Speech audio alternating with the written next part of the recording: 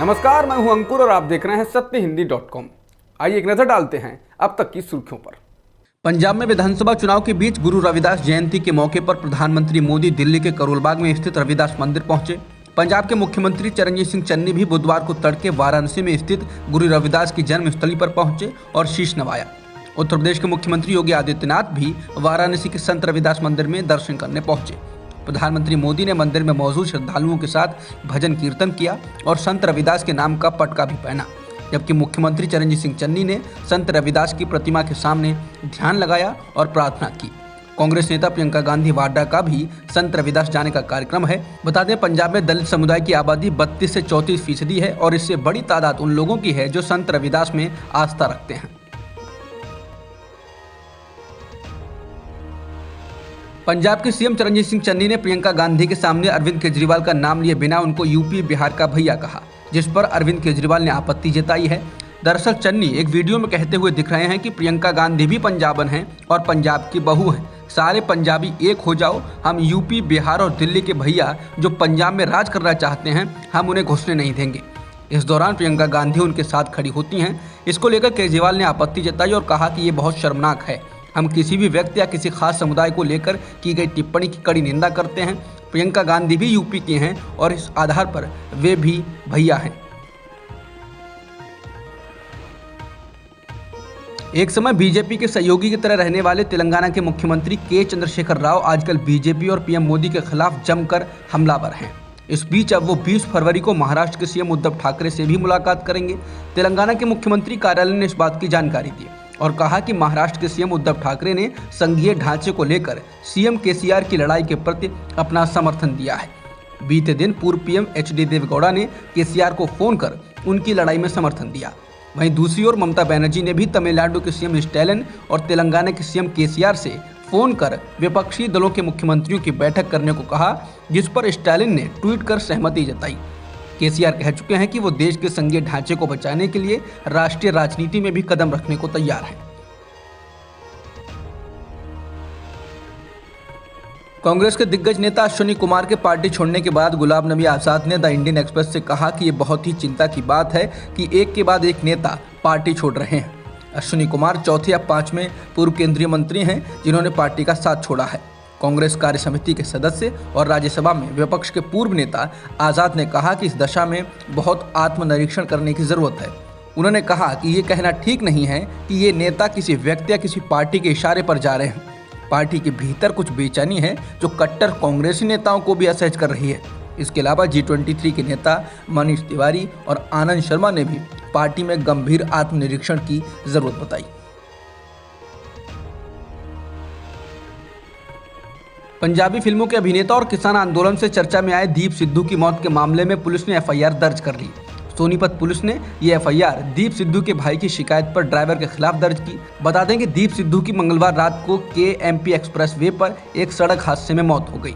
उनकी स्कॉर्पियो गाड़ी एक ट्रक से पीछे से जा टकराई। सड़क हादसे में दीप सिद्धू की तो मौत हो गई, लेकिन उनकी महिला दोस्त रीना राय को मामूली चोटें आई थीं। इसे लेकर सोशल मीडिया पर भी तमाम तरह की बातें कही जा रही हैं, लेकिन पुलिस का कहना है कि अभी तक की जांच में ये मामला रोड एक्सीडेंट का ही लगता है। कर्नाटक में आज से कॉलेज खुले, लेकिन हिजाब को लेकर कई जगहों पर विवाद की सूचनाएं आ रही हैं। कई कॉलेजों में छात्राओं ने हिजाब उतारने से मना कर दिया तो उन्होंने सड़कों पर आकर प्रदर्शन किया। कुछ स्थानों पर पेरेंट्स को कॉलेज प्रबंधन से बहस करते देखा गया। मुख्यमंत्री वासवराज बोम्मई ने सभी वर्गों से अपील की है कि वो शांति बनाए रखें। उन्होंने मुस्लिम छात्राओं को हाईकोर्ट के आदेश का पालन करने को कहा है। कर्नाटक हाईकोर्ट आज दोपहर बाद हिजाब पर अपनी सुनवाई जारी रखेगा। हाईकोर्ट में सभी पक्ष अपनी दलीलें पेश कर रहे हैं। कर्नाटक के उर्दू और मुस्लिम प्रबंधन वाले स्कूलों में भी लड़कियों को हिजाब बैन का सामना करना पड़ रहा है। कर्नाटक में चल रहे हिजाब विवाद के मामले में राज्य की बीजेपी इकाई बुरी तरह गिर गई। कर्नाटक बीजेपी ने इस मामले में हाईकोर्ट में याचिका दायर करने वाली कुछ मुस्लिम छात्राओं की जानकारी ट्विटर पर मंगलवार को शेयर की थी, लेकिन याचिका दायर करने वाली कुछ छात्राएं नाबालिग थीं। जब इसे लेकर बीजेपी की सोशल मीडिया पर जोरदार आलोचना हुई तो उसने कुछ ही मिनटों के भीतर ट्वीट डिलीट कर दिया। इस ट्वीट में कहा गया था कि हिजाब विवाद के मामले में 5 नाबालिग छात्राएं भी हैं। कर्नाटक बीजेपी ने सवाल पूछा था कि क्या कांग्रेस नेता राहुल, प्रियंका और सोनिया को अपनी राजनीति के लिए इन नाबालिग छात्राओं का इस्तेमाल करने में किसी तरह की शर्म नहीं आती। शिवसेना की सांसद प्रियंका चतुर्वेदी ने बीजेपी के इस ट्वीट पर तुरंत प्रतिक्रिया दी और कहा कि यह बेहद असंवेदनशील है। उन्होंने अपने ट्वीट में कर्नाटक पुलिस, ट्विटर और केंद्रीय आईटी मंत्री को भी टैग किया। प्रियंका ने कहा कि नाबालिग छात्राओं का नाम और पता शेयर करना आपराधिक कृत्य है और इसे स्वीकार नहीं किया जा सकता। इसके अलावा बाकी लोगों ने भी घेरा तो ट्वीट डिलीट कर दिया गया। जाने माने संगीतकार और गायक बप्पी लाहिड़ी का मंगलवार रात को निधन हो गया। वो 69 साल के थे। पीटीआई के मुताबिक बप्पी लाहिड़ी बीते 1 महीने से मुंबई के एक अस्पताल में भर्ती थे और सोमवार को ही उन्हें छुट्टी दी गई थी, लेकिन मंगलवार को उनकी तबीयत फिर से बिगड़ गई और उन्हें अस्पताल ले जाया गया, जहां रात को उन्होंने अंतिम सांस ली। वो स्वास्थ्य से जुड़ी कई दिक्कतों से जूझ रहे थे। बीते साल अप्रैल में उन्हें कोरोना हुआ था, लेकिन कुछ दिन अस्पताल में रहने के बाद वो इससे उबर गए थे। बप्पी लाहिड़ी के द्वारा गाए गए गाने 1970 और 80 के दशक में बेहद लोकप्रिय हुए। इनमें चलते चलते, डिस्को डांसर, शराबी आदि शामिल हैं। यूक्रेन रूस के बीच जारी संकट के बीच एक और राहत की खबर है।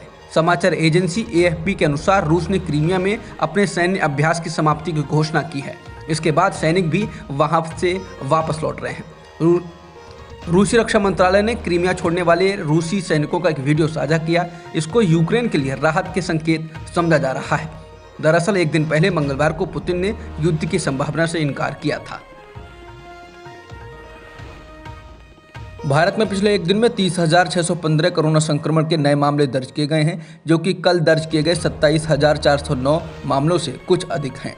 वहीं इस दौरान 514 लोगों की इसके कारण जान भी गई। वहीं मुंबई में 2 जनवरी के बाद पहली बार कोरोना के कारण किसी की जान नहीं गई है। अब तक की खबरों में इतना ही। बाकी खबरों के लिए बने रहिए सत्यहिंदी.com के साथ। सत्य हिंदी का ऐप डाउनलोड करें गूगल प्ले स्टोर पर।